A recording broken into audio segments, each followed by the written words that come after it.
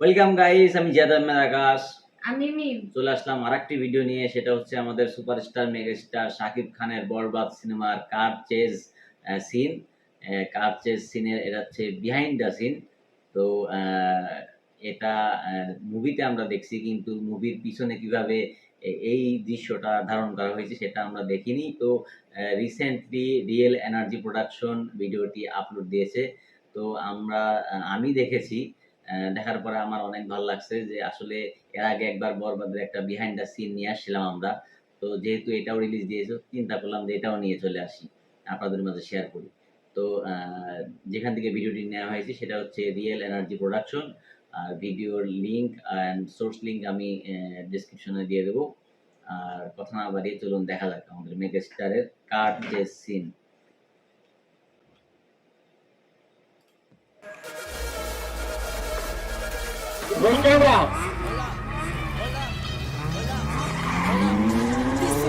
শাকিব খান গাড়ি চালাই নাই।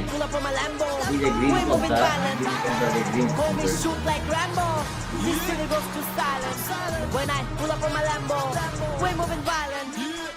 ছেলে, একমাত্র ছেলে। ভিডিওটি অনেক সুন্দর ছিল, ছোট্ট ভিডিও কিন্তু অনেক সুন্দর ছিল। আসলে সিনেমার পিছনের গল্প তো আমরা কেউ ওইভাবে দেখা হয় না বা আমরা জানিও না আর শুটিংগুলা কিভাবে হয়। তো এর আগের যে ভিডিওটি আনছিলাম সেটাও অনেক সুন্দর ছিল।